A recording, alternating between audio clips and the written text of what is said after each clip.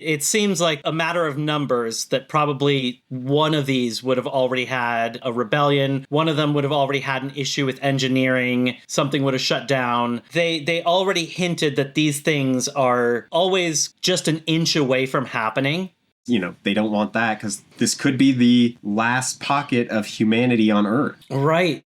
When we were at Comic-Con, Graham Yost, who's the producer, I believe, yep, he said, if the lies don't kill you, the truth will, or something like that. Something at the panel that they said, which was a neat little nugget of information, was that he was a 10-year-old trapped in a 45-year-old's body. Oh. Hello and welcome to Road Goes Ever On and On. Today, Mark and I are talking about Silo Season 2, Episode 1, The Engineer. So spoilers are ahead. And if you're enjoying our videos, then a like would be appreciated. If you don't want to miss a single one, then just be sure to subscribe and click the bell icon for notifications. And with that, what are kind of your overall thoughts of this episode? It's been a hot second since we've been in this world. I was so excited for Season 2. Yeah. I'm like, we're going to get some information, and overall, a good episode. I liked it. It was nice, but I wanted more. I wanted so much more. Well, I mean, it doesn't help that you and I saw a good chunk of this at Comic-Con. Yeah. And so I think that we already knew a lot of what was coming, because it was like a solid 10 minutes of footage, I think. Yeah. And with the big surprise at the end, kind of, I don't want to say spoiled, it was revealed. I think between that, having seen that at Comic-Con, and then a lot of the stuff that we've seen that's new, like seeing the rebellion in this silo, I think to a certain extent is kind of, I feel like it's already implied to a certain extent. What's implied? So, the rebellion? We saw that there are other silos. It seems like the silo is always been hanging on a thread. And so it seems like just a matter of numbers that probably one of these would have already had a rebellion. One of them would have already had an issue with engineering. Something would have shut down. They already hinted that these things are always kind of just an inch away from happening. And so it kind of stands to reason that they probably have either happened in another silo or have been very close to happening in another silo. So to me, it kind of felt like a lot of this stuff was already implied as a very real possibility versus something radically new. Right. I did think it was cool to see a rebellion happen. Seeing what does a successful rebellion look like? Yeah. It was technically successful. They got to go out, but at what cost? Everybody died. The sheriff did say, we're dead either way. So right. So it does seem like that this idea that, the silo, especially the silo that we see, they're really worried about a rebellion because we see what the rebellion can do. And this kind of makes me think of something about what Bernard said in season 1, and they show it in the recap, but Juliette tells him the people need to see, they can handle the truth, and Bernard is pretty much I don't share that optimism with you. In the last season, his keychain blinks the 18, which makes me believe that the silos do have a way to communicate to each other, and so I feel like Bernard has seen this rebellion happen before once they learn the truth, and so he knows for a fact that if the people in the silo learn the truth, they will rebel, they will get outside, and they will end their lives because it is still toxic out there. Right. And we definitely did get some kind of new things. I think it's interesting to see that the other silo also has the founders, which to me means that either there's one set of founders for all of the silos, or that's another thing that's part of the blueprint of what they have in every silo. I did wonder about the different silos. Are they different experiments? Kind of like the vaults in Fallout, where each one has its own kind of unique thing. Or are they little replicas? They seem pretty close to clones. But then it's interesting that they're not connected. I wonder if that has anything to do with protection for like failure points. If all it takes is one rebellion can take the silo down, then maybe separating all of these silos means that the most that a rebellion can do is only take one silo down and not like the entire people in the silo. Yeah, and I think that goes to like a management issue as well. Like if you it's always managers. I know, it's all IT and nonsense. But yeah, if you have a silo that has 10,000 people and you're trying to control 10,000 people versus like we saw at least 10, maybe 18, 20 silos. So like 200,000 people, like controlling them in a, tight space. I feel like you were saying, it has a better chance for failing. And that's, they don't want that because this could be the last pocket of humanity on Earth. Right. Between the loss of information, regardless of whether or not that was actually the rebels that destroyed that, or if that was, if that's just the story that they're told, the lies, there's a lot of missing information at this point, to the point where like people don't even know what the world was like, much less what is the current state of the world. I like the fact that the camera stays very much kind of in the viewpoint of the characters and keeps the information so limited so that you don't get kind of that bigger glimpse as to what's going on. It really keeps those mysteries tight and close to its chest. Yeah. You know what I did find interesting, though? It seemed to me that the sheriff was running the rebellion. So it does seem like there is this pattern of, Judicial is really good at like keeping everything tight.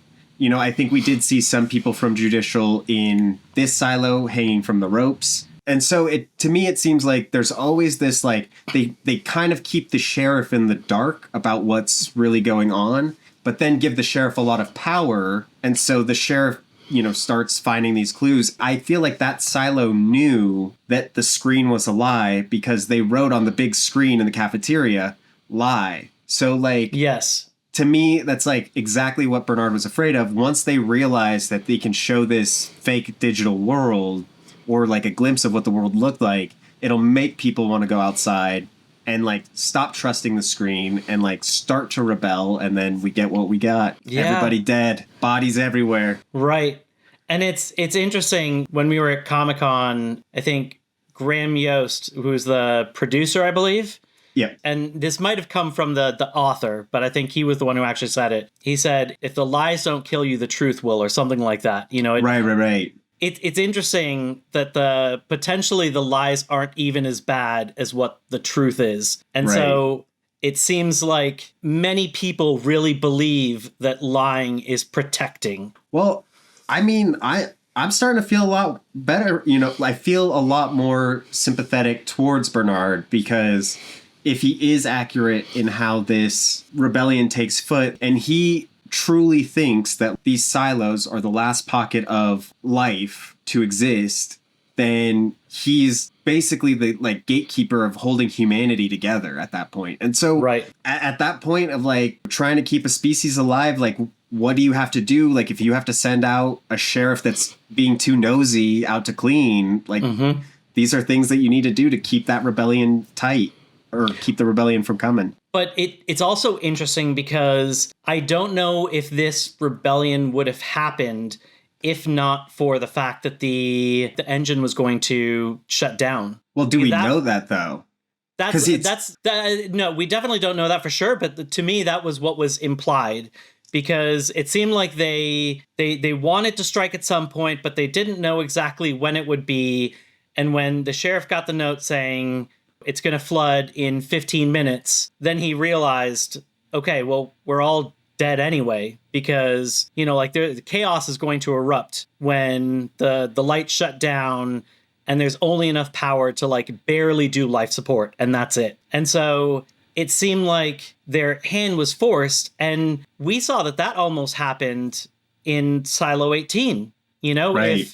If Juliette hadn't pushed for the generator to be shut down so that they could do the repairs, which nobody she had to push hard, and she had to have a crazy bargaining chip of, I will only take sheriff. I know you want me in this position. I'll only do it if you let me do this crazy thing that everybody's saying no to. So it kind of shows that, like, even if you're like Bernard and you do everything you can to tell all the lies to protect people from going outside, if everything shuts down, which it easily can because there's so many ways things can go wrong, there's probably going to be a rebellion anyway. Right. See, I definitely don't know if I took it as like the generator was flooding on its own. Like, I took it like they were already planning this attack to go push up on there. And part of what I thought would be like a rebellion move would be like they intentionally chose to flood the generator to like, because they have the ideology that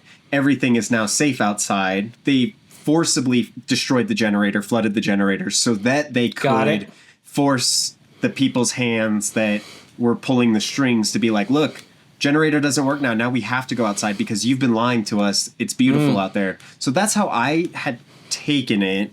Do you think we'll see more of this specific rebellion? Oh, I definitely think we're going to get more backstory. Especially with the person who's behind the slit, you know, who says, if you try and open the door, I'll kill you. Right. I think that we're going to learn more because there was some interesting... So we saw a lot of graffiti in this silo. There was clearly a lot of pent-up anger. What I thought was the most interesting piece of graffiti that I saw right outside of his door, across from his slit. So to me, this was for him to read. Mm. This wasn't like for anybody else in the silo, you know, not for judicial. It was for him to see. And it said, "We will get in sooner or later." Yeah. Well, so interestingly, when they went to like, they put this attack on that bridge in the rebellion. And the guy, the leader, the sheriff, he says, "Take Russell alive." And then later, when the sheriff is cleaning the blood off his face, and I think his wife is cleaning him, he said, "Why didn't Russell open the door?" And I'm wondering if that person is either Russell or the son of Russell. Like that maybe this rebellion happened a very long time ago. I mean, if he's the only remaining person, and he's, I don't know, let's say 40s, okay, then I would say that this rebellion couldn't have happened more than like 30 years ago. Is kind of my, because so I think he would have been a kid, right? So and something at the panel that they said, which was a neat little nugget of information, was that he was a 10-year-old trapped in a 45-year-old's body. Oh, so I'm thinking that Russell might have been the leader of judicial, the common position, or IT, and this was his son, and he died, but his son has now like kept himself in there. I could also potentially see that as being emotionally stunted because he doesn't have, he doesn't get to learn how to interact with people because they're all dead. Right. So at this point, like all the learning he did about human interaction and how to properly behave ended at 10, 14. You said a 10-year-old stuck in. Yeah. So like, let's say probably ended at like 10 years old. He was probably 10 when this happened, you know, so he just doesn't know how to interact, and he's limited in what he can continue to learn based off of what he has around him. I don't know if he has books in there. He obviously has maybe like a record player or something like that, but you know, I don't know how much media he can really consume in there. Yeah, and the song was playing My Huckleberry Friend, which I looked up the meaning of Huckleberry Friend, and a Huckleberry Friend is like this true friendship of like innocence, and which is interesting that Juliette is stumbling on this maybe innocent, naive person and potentially become friends. I definitely think that, well, I mean, they're going to have to figure out how to interact. Right. He may not necessarily need her help because he may have everything that he needs, but I think she is going to need his help, and I think she's potentially going to offer him something that will make his life better and worth getting her help as well. So I do think they'll have some type of symbiotic relationship. I think that goes to something else they said in the panel. Okay. And also kind of loosely references the title of the episode, which is, you know, The Engineer. Juliette is an engineer. You know, she's great with building things, fixing things, with solving problems, but it's with things that are very quantitative, things that are mechanical and are you know, based off of like physics, you know, versus let's say like emotions. Right. And they did say that she is going to have to learn how to fix other types of problems. And I think this is where she is that she is now getting into a situation where she now has to engineer a situation with a person, you know, so has to step into territory that she's not used to. And I think she has all of those problem solving skills, but I don't think that it's going to come easily at first because you don't get to apply the usual fixes. Like you have to deal with the nuances of people. And in this case, like a 10-year-old in, how old did you say? 45-year-old's body. A 10-year-old in a 45-year-old's body. So like all the strength of an adult. So I don't think she can necessarily just, you know, like sometimes, not to say that, you know, the right thing to do is like overpower kids when they're being, you know, little brats. Oh, wait, like, you don't do that? That's what I do. I just put them in a little chokehold and I say, come here, you little bugger. But like in, you know, in the end, you know, you do have, like there is a certain power dynamic with, you know, adults and children that kind of gives adults the power to be able to, you know, put their foot down and say like, no, it is bedtime and I can put you in the bedroom and I can shut the door and there's nothing you can do about that. You know, this, in this case, she's going to be dealing with that kid who doesn't want to do things, but she can't rely on. I mean, she can't even get to him right now. Right. You better open this door right now, buddy. You better open this door. What are you going to do? You can't make me. You're not my mom. Yeah. And I think that this is a good time to talk about Juliette. Like you're saying that she's an engineer. So one thing I did really like about this episode, I feel like the episode of her coming into this new silo was a very symbolic mirror journey of her starting her life in mechanical.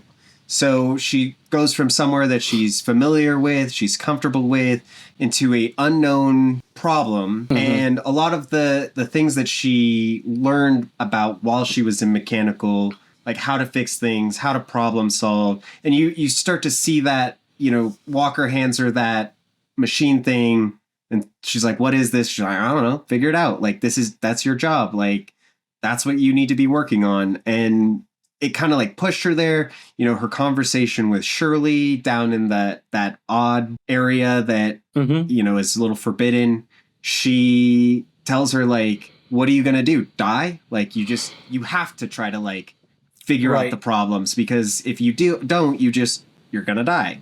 And this is, you know, her trying to get across to this bridge where it seems like there might be something over there. Like, you can either just sit and die in the silo, or you can be an active force that tries to, like, solve the problem. Granted, I feel like there was a lot of the episode was just her solving problems, which, you know, it's great to see. You know, she's got her little suit on, which, about this suit, okay. So it's a full oxygen support system. And literally the only fail point is the heat tape. Like, they have this whole machine that can actually like create a seal at the neck and have them breathe oxygen. But just a couple heat tapes here on the ankles and the wrist. That's the only failure points. I think that's on purpose. Why give them oxygen then? They want them to clean the sensor. So they want them to last long enough. So they clean the sensor. Everybody gets a clear view. They can see previous bodies. And then, there might be a little bit of hope of like, oh, this one might do it. Maybe it's not poisonous out there anymore. And then that person goes. I think that Bernard and anybody that's in that kind of position knows exactly why they're using one heat tape over another heat tape. And I think that's very intense. So it makes it a small enough of a failure point that they don't die immediately.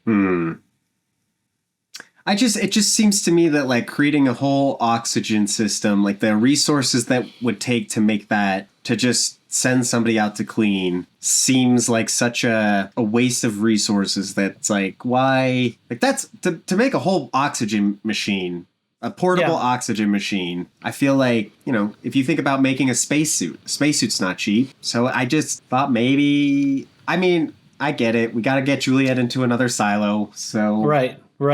but still. And it could just be compressed air. Like, it's not like it could have a tank that has compressed air that, True. I don't know, it's kind of like scuba diving, where Right, it right. lets out a little bit of gas and then pulls in some gas from like the tank. Like, who knows how it works. So it may not be the world's most complex system, although it does have a complex visor that can show you.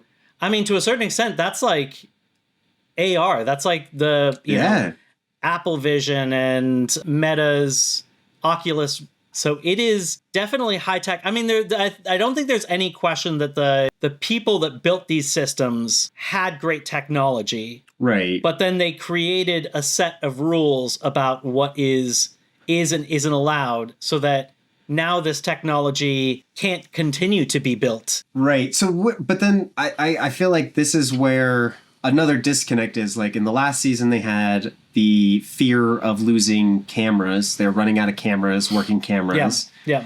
And are they not fearful of running out of these visors that can show these AR realities? Like, I feel like there has to be a finite number of those.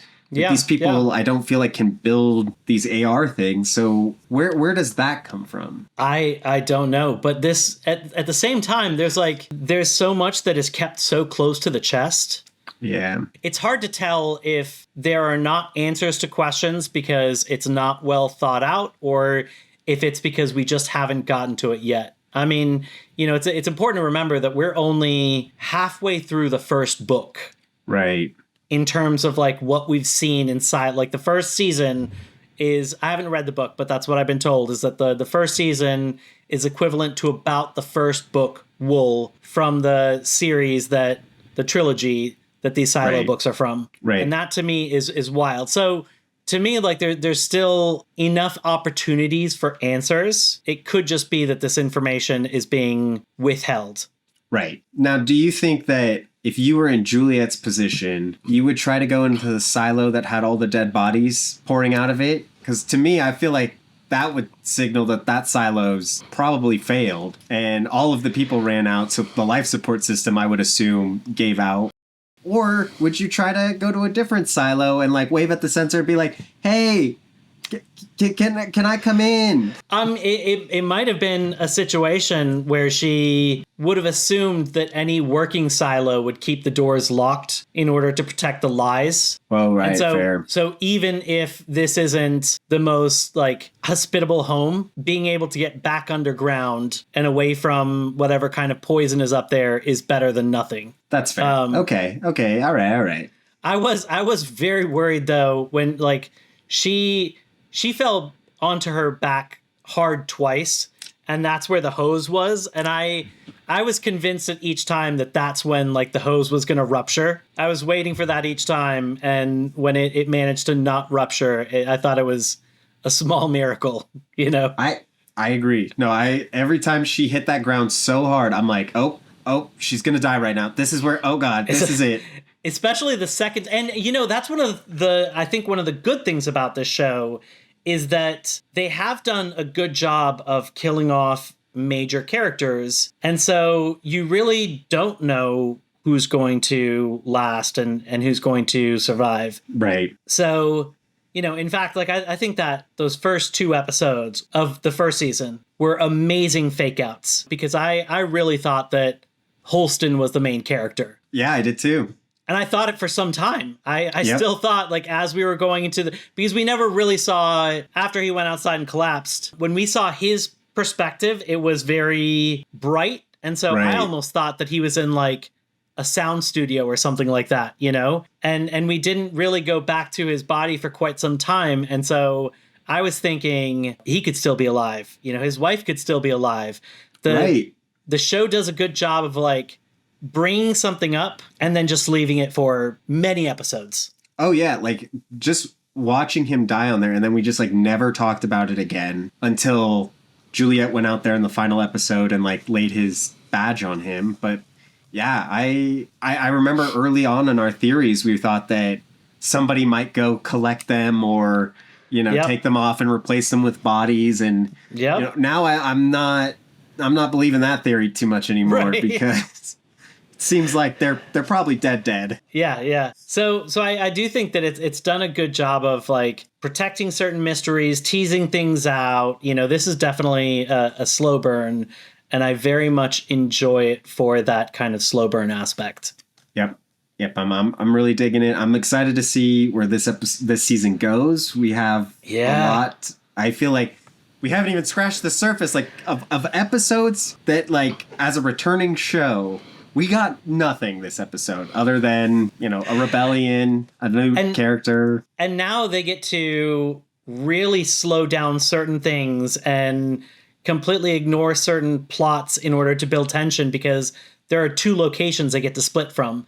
So if we go back to Silo 18, they can spend entire episodes and just leave us hanging on what's going on with Juliette and then build up tension over there and then go back to Juliette and just leave us hanging on what's going on in Silo 18. I don't know if this season, if we're going to get to the door that, I can't remember his name, but Juliette's boyfriend. George.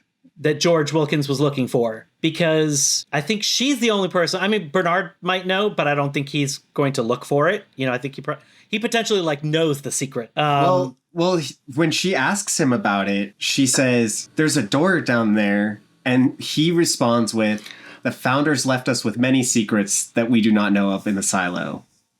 I forgot about that. I need to finish rewatching. I know. I just rewatched it, so because what I was thinking is like, obviously, so Bernard now knows that, but he's not necessarily. I think he's like a rule follower. I don't think he's the type of person to like look for answers. I think he's trying to keep the silo alive. Yeah. And then the other person who knows about it, Juliette, she can't look for it in this parallel silo because it's flooded. Right. Though I do believe that the door is going to come back this season, and I believe that that's how... at the end. Maybe at the end, but I think that that's how Juliette gets back into the old silo. I think those are like corridors that connect all these silos down at the bottom. Yeah. That's my theory. Okay, I like it. One thing I also want to say for Juliette in general, this has got to be a trip for her. If you think about like what her reality was of this silo, and then going to this new broken down silo, which looks cut and paste the same exact, like there's cameras behind the mirrors, everything inside looks the same, but seeing one that's just destroyed. Like, I also wonder if this is going to make her think about creating a rebellion or inciting a rebellion, because now she firsthand sees the consequences of what can happen if the silo's not working properly. Think about creating one, or like think twice about doing it? Well, like inciting a rebellion. So like if she somehow does make it back, and she doesn't want to, maybe she starts having a following because she could be a messiah-like figure. She left the silo and came back. I think that could give cause to create a rebellion against Bernard and Sims. So she might think twice because she sees the ramifications of what happens. Yes. Yeah. And so I think she can see that people might not be able to handle the truth, Right. And that's interesting, seeing her potentially have any kind of side with the people that it's weird, because I think antagonist is a better word. I don't know if there's any real bad guy, Right. And to a certain extent, I know that I think that most of the best bad guys are fleshed out in such a way that they should think that they are right, you know? So, and I definitely feel like these ones do, I think that Bernard thinks he is doing the right thing, even if he knowingly allows certain people to be killed, or even basically sentences people to be killed. Like when he said, in the cornfield, "Oh, what did I hear you say? Did you say you want to go outside?" You wanted to go outside? Yeah. Same thing with Sims. I think he really does think he is the good guy, or that he is doing the right thing. I don't think he necessarily thinks he's the good guy. I think he knows that he might look villainous to certain people, but I think he believes that he is doing the right thing. Right. Right. And that's what I think also this show does right, is it's like they have, like, all the characters are compelling. And, Yes. you know, even though I want to root for Juliette, I still, like, have this little affinity for Robert Sims' character. Like, I want him to kind of succeed. Acted Like, so well. Like, oh, yeah. Common does such a good job. I love when we first saw him, the very first introduction was kind of like bone chilling. And then when he met up with Mayor Johns and Deputy Marnes for the first time, you know, when the two of them were going down to get Juliette and they met up, it was this interesting dance between being outwardly very nice, but at the same time having something kind of like chilling and questionable about, you know, like you wonder what his intentions really are, even if he can put on this charming persona. Right. He brought like a dessert to them. And it had this like... But it still seemed like a threat, maybe. Right, like it might be poison, like, and they're both like, no, we're good. And then he just goes and like he eats the dessert in front of them to be like, it's not poison. Yeah, but then you see him with his son, and you see him genuinely warm and good. And it's like it's layered, it's nuanced, it's a beautiful performance. I love him in the role.